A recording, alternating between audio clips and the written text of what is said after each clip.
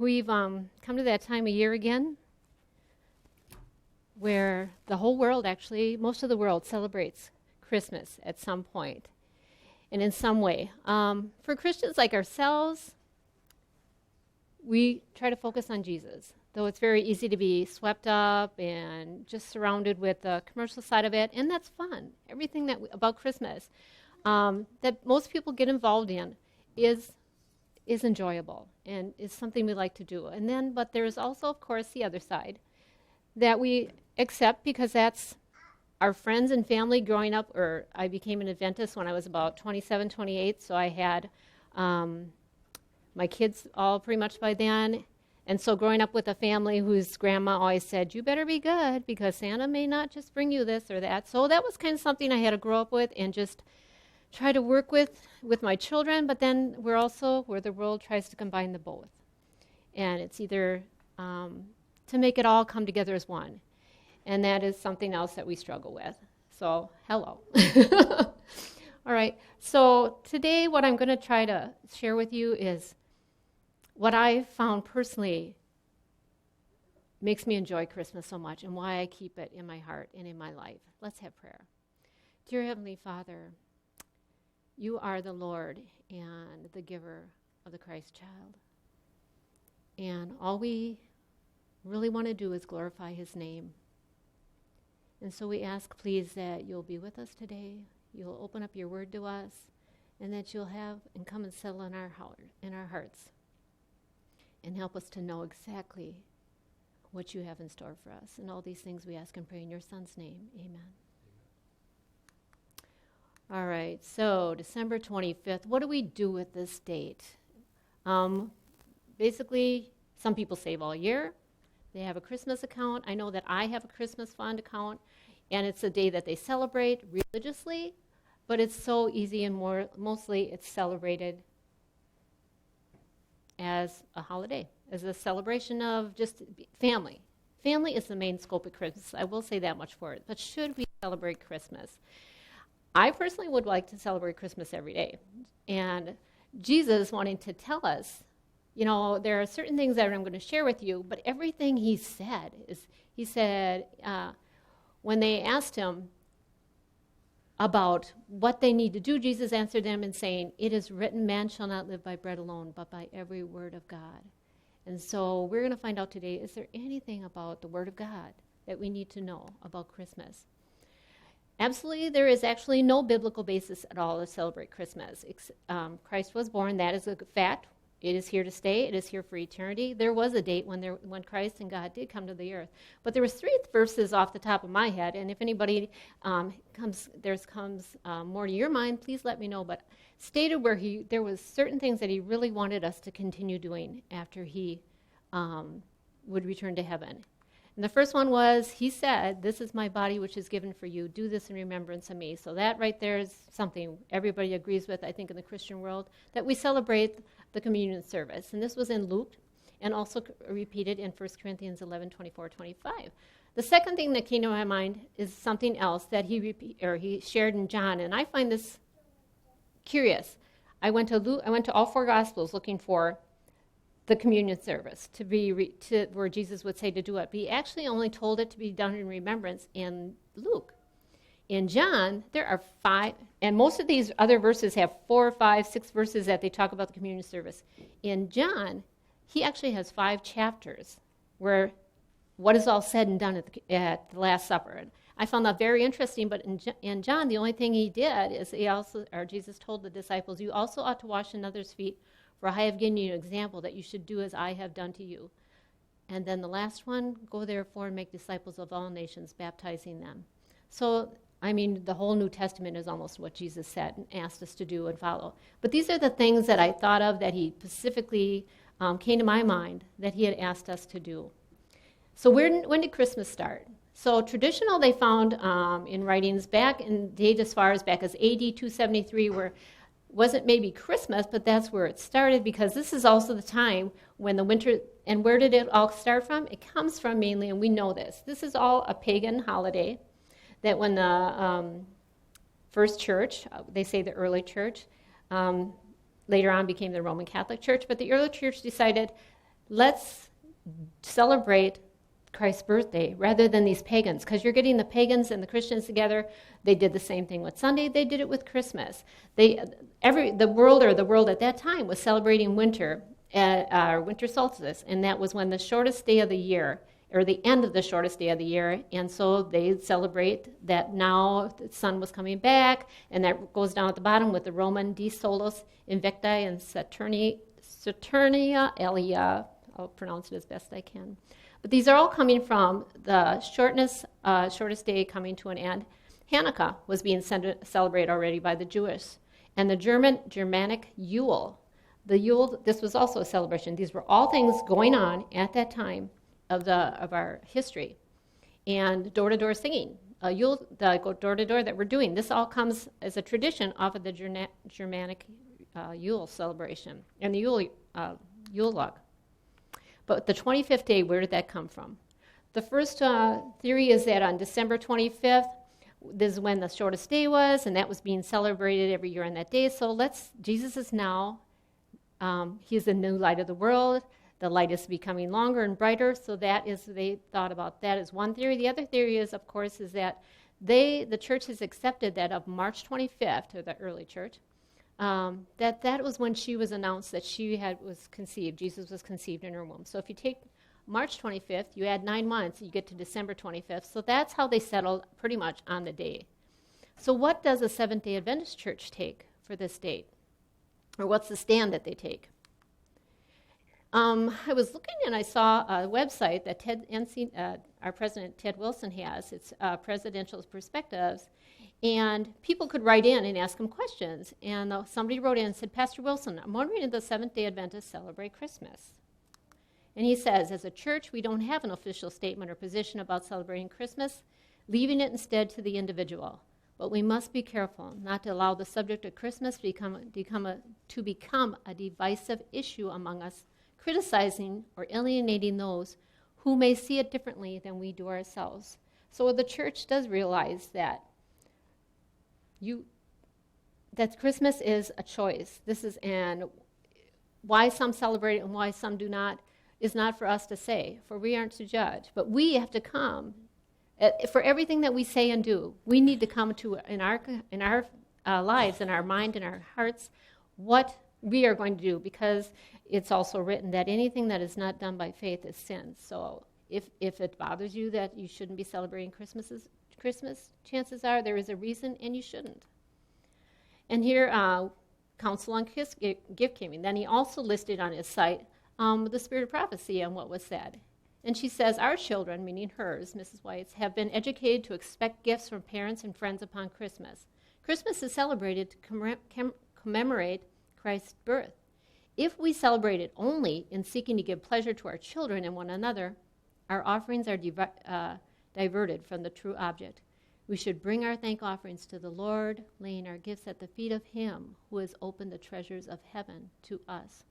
So she there sees that gift giving is a basic part of Christmas, and that it opens up your heart and your family to each other. And this is just something that you can be expected to do. Counsels on a Christmas tree. Now, this is something that Brad had shared with us for offerings, so I won't go over it again, but basically it's saying that there's nothing wrong with putting a tree in your church. This is something that had not to do with the church, but it was interesting. At the close of my long journey east, I reached my home in time to spend New Year's Eve in Helensburgh. The college hall had been fitted up for a Sabbath school reunion. A large bell of evergreens hung from the arch doorway at the entrance to the room. The tree was well loaded with donations, which were to be used for the benefit of the poor, and I was surprised to help purchase a bell. So she feels that these offerings that we bring don't have to be just for the poor, but they can be used to suit something that we need. And so our church, how did we decide to celebrate Christmas? And I think we do really well. The Evening of Lights is something we just had. This is a picture from our last one. We had a great turnout. I think we had about 26 people here. It was more than what we expected. There was still room for more. Next year, I know there'll be more here. Carla will be here. So it turned out it was a wonderful evening. Janet was a huge, huge help that night. Janet decorated a table and was in the kitchen helping. Another thing we did is some of us got together and made food baskets. Well, I'm sorry, this isn't actually food baskets. It's gift baskets. There is not one piece of food in any of those baskets. People that need these usually will get food from somewhere. They're signed up and they will get. But Carla, being a foster parent, was given one of these last year from the state as a gift. And it was probably loaded with more than what we have here. But in it, you're going to find anything that is not food, pretty much that a family may need. So it was fun putting these together. And I really have to thank Carla, because she did the most of this. And we had a great time putting it together. Guys came here one day, or we stayed on Sabbath and was putting that together. It was fun. Also, the non-perishable food collection. We got this, and Debbie, I'm assuming, ran some of this over to I see most of it is gone. Carla brought some more, but she ran it over and we do this together with the Green Bay Church. Usually what they'll do is they'll put together food baskets for us to take out, but we decided this year that we're going to go with the other one and just replenish their pantry for them. And coming up today is a Christmas hayride caroling. This is last year. Now, it doesn't look that cold. It was cold. So I would recommend, if I go on again, I'm bringing my sleeping bag and sitting in it. But it's so enjoyable. It's just, and like Brad says, to see Grace just light up, it's worth the icicles we get on her. But me personally, when I never really struggled with Christmas, I think, because I didn't want to think about it. I didn't want to have to make that decision. At one point in my life, I thought I was going to be a Jehovah's Witness, and I thought, that was frightening. I just couldn't see giving up Christmas. But yet, I felt that there is a way to celebrate it. And I feel that if I'm convicted, it's because I am celebrating it wrong. Because this is from Esther. When the Jews the king had signed the decree that the Jews could all be wiped out, and she came back and asked for mercy, and he found out what was going on. So he allowed the Jewish people then to fight to protect themselves, basically, and they did, and the Lord blessed them. And then afterwards, it's written. But the Jews who were at Shushan, because there was two separate, there was like the Jews that were gathered together in the town and those out in the fields, and they both stood up, fought battles at different times. But the Jews who were at Shushan assembled together on the 13th day, as well as on the 14th and on the 15th of the month. They rested and made it a day of feasting and gladness. Therefore, the Jews of the villages who dwelt in the unwalled town celebrated the 14th day of the month of Adar with gladness and feasting as a holiday and for sending presents to one another. Now, I just had someone ask me the other day at work, you got to be, she asked me, she says, so are you going to church on a Christmas Day? And I go, no, and she was shocked to hear that because they know how faithful we are with the Sabbath and that. So she said, are you going to church on Sabbath or on Wednesday? I go, no, and I'm kind of stumbling because I'm thinking, how can I make this sound good or right? You know what I'm saying? So that it didn't look like we didn't believe in Christmas. I said, no. I said, no, we celebrate Christmas, but not as a holy day like Easter and Christmas and that. We don't go to church on it, but we do recognize it. Oh, okay. And she was like puzzled, but so you got to be ready for those. But 4,000 years. So Christmas finally came. It took 4,000 years. For a mother, it takes 9 months. And 9 months is a pretty good time to get you ready for a baby. But the Lord, it took 4,000 years for us to have that baby come. When the fullness of time was come, God sent forth his Son. Providence had directed the movements of nations and the tide of human impulse and influence until the world was ripe for the coming of the deliverer. So what was this fullness of time, and what was happening that made it ripe? That ripe word can go either way, ripe for good or ripe for bad. And so what was happening that made it ripe that God had to then step in and send a deliverer? Back then, she says, the fullness of time had come, humanity becoming more degraded through ages of transgression, called for the coming of the Redeemer. So it wasn't good, it was bad. And I don't think it was so bad where there was like an annihilation of the Jews, but it was so bad where the face of God wasn't clearly seen anymore. It was so marred. Now, And this is written in the book, but this is talking about our time. And it says from Daniel, "At that time Michael shall stand up, the great prince who stands watch over the sons of your people, and there shall be a time of trouble such as never was since there was a nation, even to that time. And at that time your people shall be delivered, everyone who is found written in a book." So we know that the time is going to get really bad.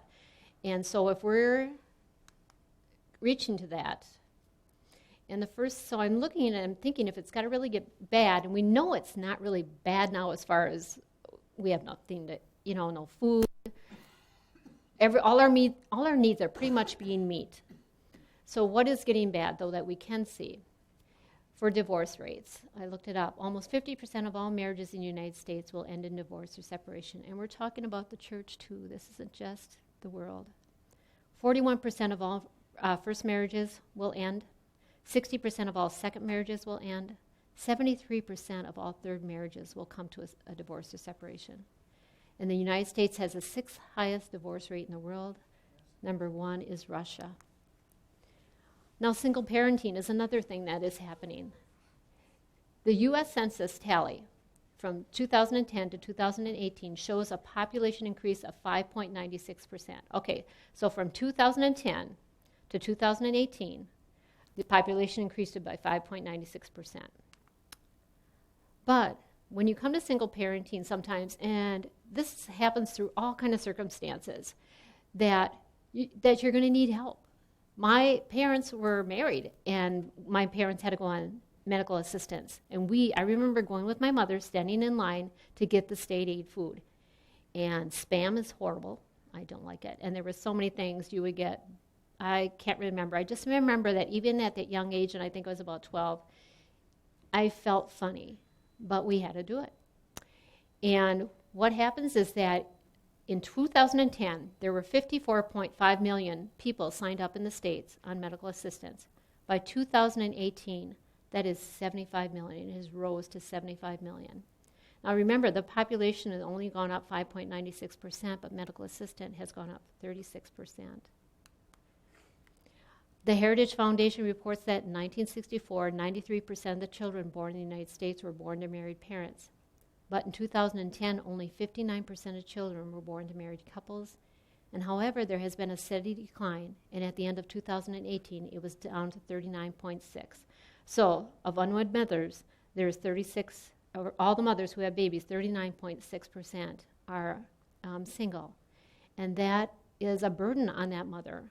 I mean, and I have so many coworkers that are living with their boyfriends, and they're making it work. I mean, you can see that it works, but there's not that commitment. If something would happen to one or the other, it isn't like the other's, whatever he may have in savings is going to go directly to the wife. There's not that commitment of marriage where the law will support one or the other should something happen. And so I do have a coworker who I'm very close with, and she had her first baby. The baby had a miscarriage. She got pregnant and had her second one. He is now 4 months old, or she is. And I can tease her. I'll say, "That's so great. So when are you going to get married?"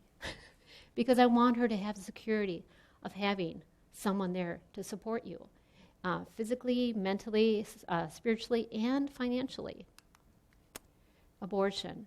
In 1996, there were 1,360,000. And I want to go back just a moment here with this decline. I believe that it's less because we now are more open to birth control, and that it isn't a shame anymore. There's no problem living together. So I think people are a little bit more careful. Abortion in 1996 was 1,360,000. It has gone down to in 2017 to 862,320. But I did want to see, I'm going to make that little final little print there bigger. And so what it is, it's basically saying that with China, you know how China is, you're allowed, one baby? So of course, moms and dads want a son so that they have someone to support them when they're older. My brother, who lives in California, his partner is Korean, and his dad died. He has a mother and I think 2 or 3 sisters, and he is responsible for caring for them.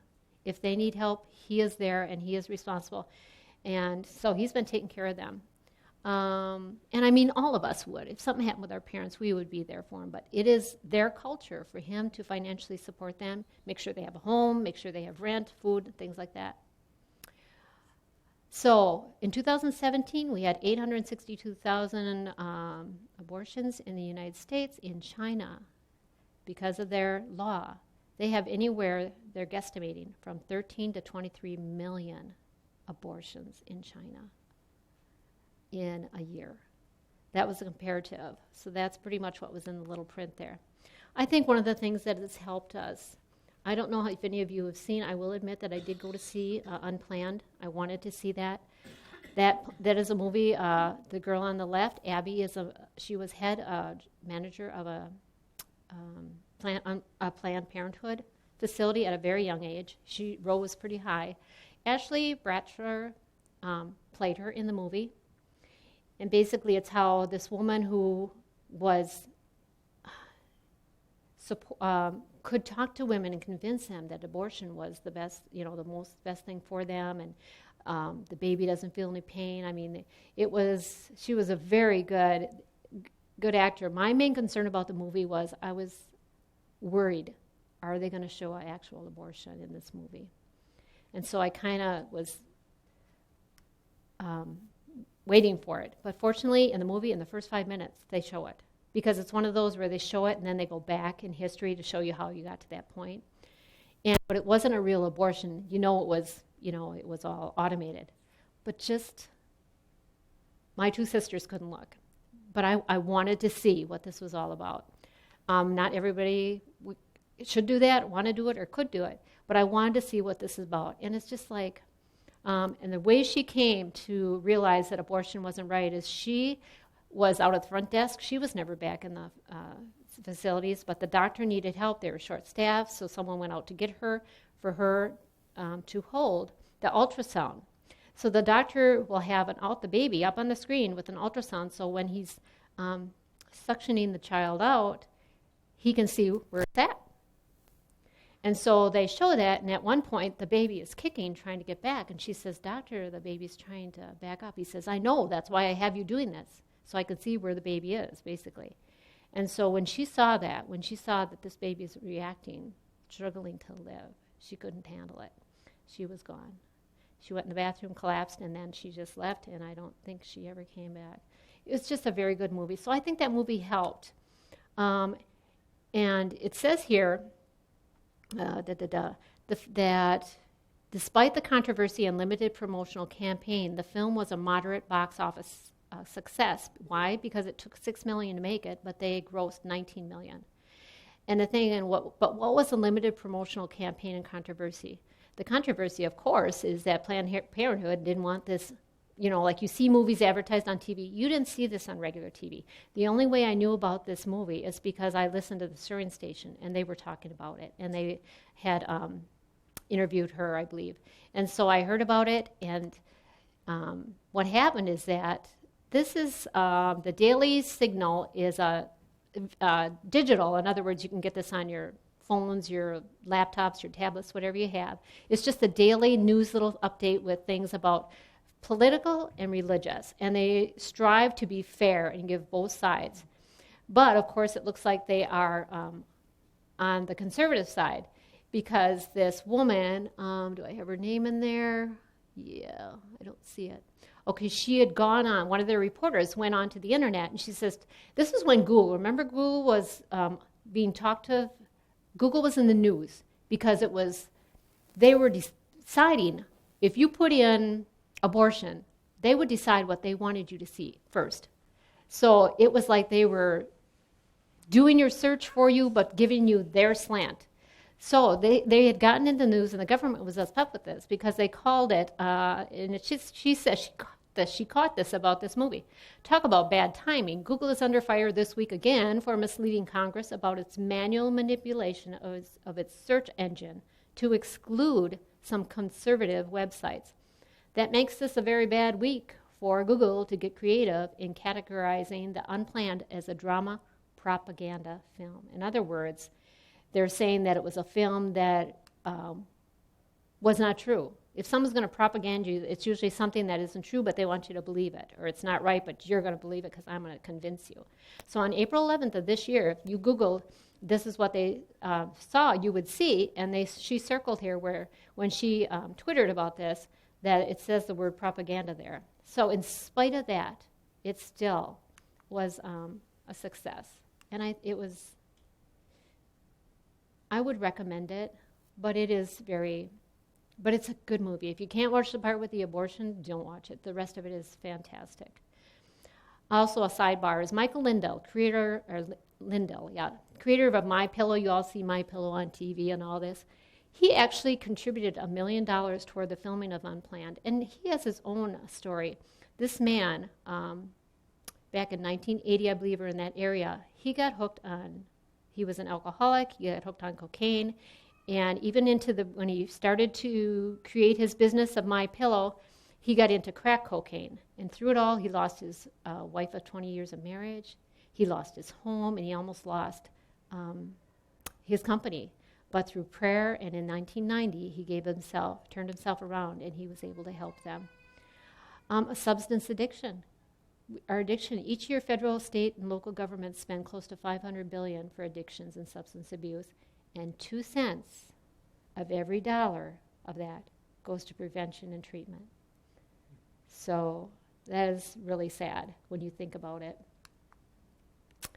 The drugs, the overdose because of the opioid. If you've been listening to news, you've heard where opioid has gotten really, they finally noticed that something's happening here. In 1999, 16,000 deaths. In 2017, 70,000 deaths. That's an increase of 450%.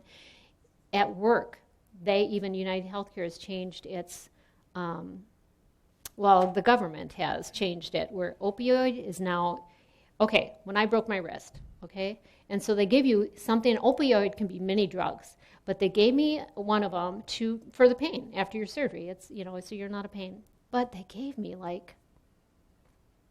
a lot. I could have taken 3-4 a day, and they probably gave me about a week's worth. I think I took one every 4 hours the first 2 days, and that was all. After that, I could just go on something milder. But they passed a law now where you are not allowed more than a 7-day dose if this is a first-time use. So I probably maybe got a 7-day dose when I broke my wrist. I'm not sure if the law was in place yet. But I just had a call from my man yesterday. He says, I've gotten this drug. I've gotten my tramadol for the last years. I've been on it for 20 years, he says, and I'm really careful. It's not like I take it too much. And he says, and they're holding it. United Healthcare won't pay for it. He says, what's going on? So I called the pharmacy. And she said, basically, it's the new law that now the doctor, if he needs more than 7 days, he has to have a prior authorization from the doctor explaining why he needs it. And he was telling me he was getting eight. He can have 8 a day, which is the maximum dose. I looked it up, tramadol, on the site, which it can be addictive. It's not one of the worst, but he's taking the limit for it. So 1 in 2 people know someone. I don't know someone personally addicted to opioid, but 1 in 2 people know someone who is addicted, but only 1 in 4 will get treatment for this. And every 11 minutes, someone in the U.S. dies of an opioid overdose. That's 50,000 per year. The World Regional News. This was caught now. Spiritual health in our country. I found this on the World Regional News, and this is back, looking for a date here, July of 2015. So I doubt if it's gone up since then, but this is from 2015. It says, Americans' confidence in organized religion hits a new low. So I blew that up. So as you can see, it starts in 1973 to 2015. This is how much we trust in our faith, in our churches.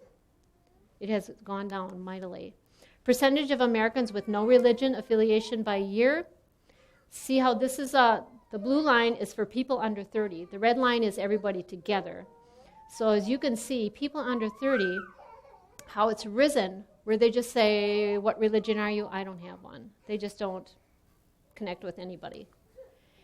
Whoops. And then the decline of church attendance, and you can see where that is. This starts in 1994, and it's 2014, and like I said, I doubt if anything. It does go up and down, so it maybe has gone up, but I think it would go up if we start having some troubles. And this I found very interesting. Basically, this is Americans are fond of the Bible, but they don't actually read it. And here I blew it up. So how many, or it says percentage of people who read none of it, 10%, who read a few sentences, 13%, read several passages, like Luke 2, 30%, at least half of the Bible, 15%, almost all of it, 12%, all of it, 11%, and all more than once, 9%.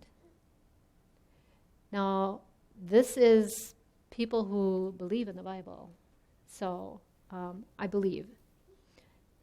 And this is kind of scary because, like Jesus said, man shall live by the word. Man shall not live by bread alone, but by every word that comes from the mouth of God. There is a second fullness of time. Did you realize that? There is a second fullness of time. It's from Ephesians, or I found it in Ephesians 1, 7 through 10, and I broke it up because it's so strong. In him we have redemption through his blood, which of course we know means no works. If Jay was here, he'd tell you, we have redemption through his blood. There's nothing you can do to earn it. The forgiveness of our trespasses we have, and it didn't cost us anything. It just cost him everything. According to the riches of his grace is non-ending. You can't reach the end of it. If you want his grace, it's there for you, which he lavished upon us. We don't begin to understand. I mean, if my husband, if I had to forgive him 10 times every day for something, I would like to think I'm still married to him, but what I did is I took that number, 237, 250. Now, how many times does Jesus say that we had to forgive someone? 7 times 70, 490.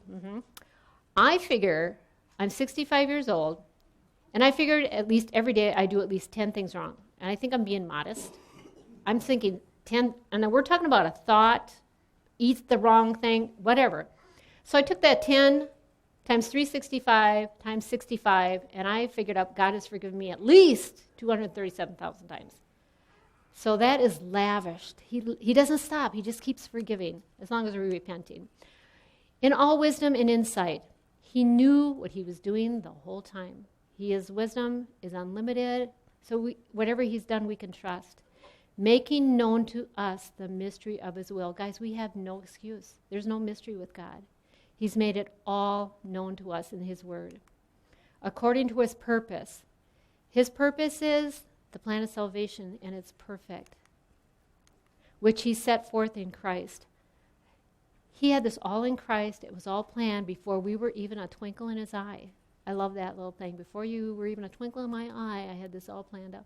God had that for us before we were even a twinkle in his eye, as a plan for the fullness of time once again. But this will be it. After this fullness of time, there'll be no more time. Time will be eternity. To unite all things in him, things in heaven and things on earth. And I put kiss the face of God. Somebody may think that this is back, Jesus fulfilled all things. It was all done. Everything is fulfilled when he died on the cross. But it's not. We're not with him. He's in our soul, he's in our hearts, but we're not him. I love that song. Did you know when you kissed your baby that you kissed the face of God? I cannot wait. To me, then I'll be united, is when I can actually kiss and thank my God. Back then, from all the lands, the Jews of the dispersion gathered to Jerusalem to the annual feast. As these returned to the places of their sojourn, they could spread throughout the world the tidings of the Messiah's coming. In other words, 3 times a year the Jews all came together, and they all worshiped together, and they learned the law of God was reread. The ceremony was going. For what? Not just so they could get together and be strong in the Lord. No, it was so they could learn to go back and reach others and spread the good news that there's a Messiah coming. But the bigotry of the Jews hindered the spread of the light. Intent on maintaining the separation between themselves and other nations, they were unwilling to impart the knowledge. In other words, your a Gentile. We can't have anything to do with you except maybe make you our slave. But in other words, they just wanted to keep it to themselves. Now, are we doing the same thing? Our church puts out 59 different types of publications that I could find for members and non-members. And in 213 countries of the recognized 235, we have our foot in. We have our hands in. So what am I doing? Am I personally maintaining the separation between myself and other faiths and people? In other words, they didn't want to share because they wanted to keep themselves separate. Do I not want to share because I don't want to be made separate from them? That I want to be part of them. Among those whom the Jews styled heathen were men who had a better understanding of the scripture prophecies concerning the Messiah than had the teachers in Israel. But in your hearts, okay, so in other words, there were people who were not even educated, who knew all about God. Are we like that? Do we have this thing with God, but yet we are not able to give, like Jesus said, give the reason for the hope that you have in you? And then it just says here that through every age, God has been there with a flood of healing grace. And what is that flood of healing grace? Forgiveness of sins, but it's you and I. We are the healing grace that God can use for others. This is my favorite Christmas story. When this came on in 1965, they didn't want to put it on. It was done within weeks, like a week or 10 days before it actually had to air, is when the sponsors sat down to look at it. And they thought it was slow. They thought there's no laugh track. You've got real kids with all the voices. They thought it was going to be a disaster, but it had to be aired because it was already on. These are just some cute little things. These are the characters, the kids here who played the main characters, Lucy, Patty, Charlie Brown, and Linus. There's Charles Schultz, and Christopher Shea is the one who is Linus. And his voice you may recognize from other things. But when it gets to the part where Charlie Brown is just crazy, isn't there anyone who can tell me what Christmas is all about? And I love Linus. Sure, Charlie Brown, I can tell you what Christmas is all about. My son found me a Christmas card once that gave me this whole thing in it. It was so neat. And then, we're not going to read this again, but it's about how they were and Linus gave the whole spiel. And then she writes, back then, with amazement the heavenly messengers beheld the indifference of that people whom God had called to communicate to the world the light of the sacred truth, yet they knew not that his coming was now at hand. I am like those shepherds. You and I are like the shepherds in those fields. Are we watching? Can God send his angels? Can he know that we are going to be watching? Are we expecting his return like they were? Were they hoping? Are we praying? Are we anticipating it? Are we telling people about it? But Jesus is concerned about us right now too, for he says, "And shall God not avenge his own elect who cry out day and night to him? Though he bears long with them, I tell you that he will avenge them speedily. Nevertheless, when the Son of Man comes, will he really find faith on earth?" Do we have that faith? I want that faith. I want that faith that shows that if you spend time with me, if you come into my house, the words I speak, the places I go, the things I buy, the things I get rid of, does it show that I am anticipating the return of God? Even if he doesn't come in my lifetime, it's my lifetime, because as soon as I pass away, I am going to see him. And I think we just don't realize that. So,